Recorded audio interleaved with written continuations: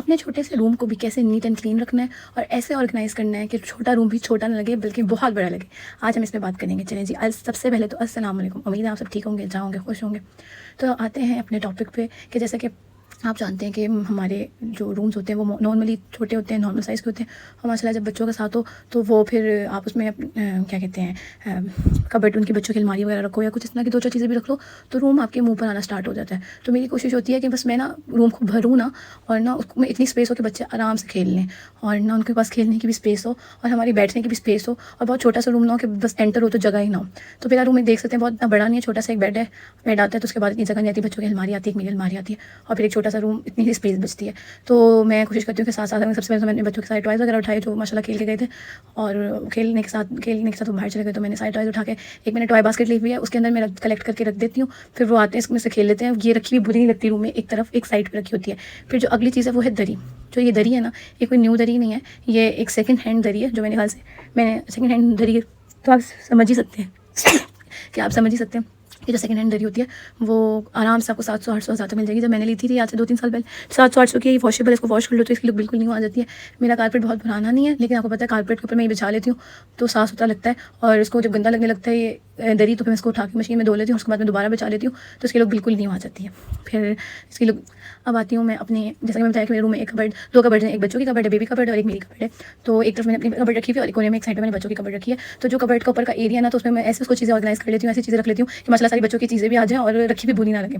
तो मैंने ये एक पूरा गिफ्ट बैग था, कोई इसमें शायद जेंट्स का कोई ड्रेस आया था, मेरे हस्बैंड का कोई ड्रेस आया था कोई लॉन का, तो बस मैंने उसको अच्छी तरह से उसमें सूट निकाल के उसको साफ सुथरा करके मैंने उसको इस तरह से अपने बच्चों के कबर्ड के ऊपर रख दिया था, और फिर मैं उसको एक एक करके ना चीज़ें ऐसे ऑर्गेनाइज़ करके रखना स्टार्ट कर दी, ताकि जब ये सारी जो डेली यूज़ है, वाइप्स हो गई और ये क्या कहते हैं पाउडर हो गया, और सब चीज़ें छोटी छोटी मोटी आप देख ही सकते हैं मेरी रोज़मर्रा की बहुत आम चीज़ें, ब्रश हो गया, टीवी रिमोट हो गया, इस रिमोट हो गया। लास्ट टाइम जब हम अक्सर रूम में अपने होते हैं ना, तो ना हमें इसी रिमोट मिल होता, कभी हमें रूम का रिमोट मिलता, कभी हमें टीवी रिमोट मिल होता, तो फिर मैं सारे इसी बॉक्स में रख देती हूँ। ये छोटा सा बॉक्स है, इसमें रिमोट्स भी आ जाते हैं, इसमें ब्रश भी आ जाता है बच्चों का, इसमें वाइप भी आ गई, पैम्पर्स भी रख देती हूँ। ये इतना ऑर्गेनाइज होता है और इसमें बुरा भी नहीं लगता। तो ये चीज़ें मुँह पर नहीं आती, तो जो आपको पता है जब चीज़ें मुँह पर ना आए तो वो इतनी बुरी नहीं लगती है। अगर मैं इस डब्बे के बगैर रखूँ, बॉक्स के बगैर, ये मैंने अपना एक सस्ता सा ऑर्गेनाइजर बनाया हुआ है, बॉक्स ऑर्गेनाइजर। या आपको किसी भी शू का, आपके पास शू बॉक्स है, कोई आपके पास शू बॉक्स रखा हुआ बुरा लगेगा तो आप उस पर एक रैप शीट कर लेना, कोई गिफ्ट पेपर की, कोई ग्लेस पेपर की, किसी की भी, तो वो फिर बुरा नहीं लगेगा। फिर आप उसमें अपनी चीज़ें ऐसे करके ऑर्गेनाइज कर लेना, तो वो यकीन करें उस पर रखी हुई चीज़ें अंदर छुप भी जाएंगी और फिर रखा हुआ बुरा भी नहीं लगता था। शायद आपको याद हमारी जब हम 9th में होते थे, हमें होम इकोनॉमिक्स पढ़ाते थे, तो अक्सर हमें ना बॉक्सेस को यूज़ करने का तरीका बताया जाता था कि आप इस बॉक्सेस को इस तरह रैप कर लें, गिफ्ट पेपर चढ़ा लें, तो वो आपको एज अ गिफ्ट बॉक्स भी बन जाएगा, आपको ऑर्गेनाइजर बॉक्स भी बन जाएगा। तो आप कितने बॉक्सेस होंगे, कभी गिफ्ट बैग होगा, कभी शू बॉक्स होगा, कभी जेंट्स के कपड़े आते हैं उनका जी, तो मेरा जेंट्स के कपड़े आए थे, इसमें हस्बैंड का सूट था लॉन का, तो अक्सर आते हैं डब्बों में, तो आप वो ले लें, कुछ भी ले लें और इस तरह आप रख लें। फिर इसमें आप इस तरह चीज़ें रखेंगे जिस तरह बच्चों की चीज़ें होती हैं, वाइप्स हो गई, पैम्पर हो गए, चेंजिंग शीट होगी, पाउडर होती है, वो वन हैंड होनी चाहिए कि जब आपको चाहिए तो फ़ौरन मिल जाए। ये नहीं कि आप इधर ढूंढे कहाँ रख दी। तो इस तरह चीज़ें ऑर्गेनाइज भी हो जाती हैं, बुरा भी नहीं लगता रखे हुए, और चीज़ें आराम से मिल जाती है। रिमोट हो गए वो नहीं अक्सर मिल रहे होते, तो मैं फ़ौरन इधर रखती हूँ ताकि मुझे कहीं ना याद हो कुछ, तो एकदम से उठा लूँ, जगह है इसकी, मुझे याद हो क्या यहाँ मैंने रखे हैं। बाकी अब मैं आपको बताती हूँ कि नेक्स्ट मेरी जो बात है वो है गद्दा।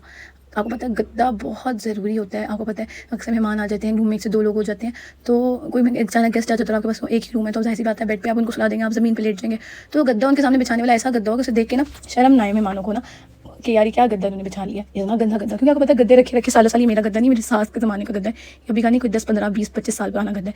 लेकिन मैंने उसको ना एक न्यू कवर लिया, मैंने जो मेरे ख्याल से 400-500 रुपये का वो मुश्किल आया होगा, और उसको ख़रीद कर मैंने उसको इस तरह इस गद्दे पर चढ़ा दिया। तो गद्दे की लुक बिल्कुल माशाल्लाह से नहीं होगी, लग ही नहीं रहा था कि ये गद्दा कहीं से भी पुराना है, बिल्कुल बिल्कुल बिल्कुल न्यू लग रहा था, और ना लुक बिल्कुल न्यू थी, और लग नहीं रहा था 15-20 साल पुराना गद्दा है। तो आप ज़रूरी नहीं कि आप ख़रीदें, आप ये वैसे मुझे 300-400 का मिल गया था, ये भी सेकंड हैंड है, मैंने न्यू नहीं खरीदा था।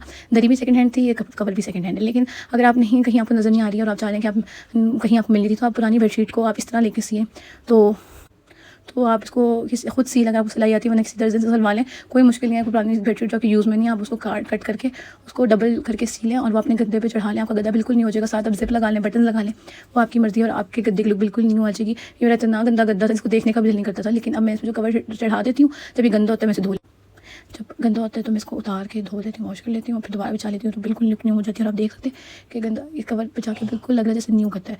तो अगर आपके पास भी पुराने गद्दे हैं अपनी अम्मी ज़माने के, अपनी सास के ज़माने के, तो उसे फेंके मत, उस पर आप न्यू कवर चढ़ा लें, तो वो बिल्कुल न्यू लुक आएगी। बाकी अगर आपको वीडियो पसंद आए तो लाइक एंड सब्सक्राइब करना ना भूलिएगा।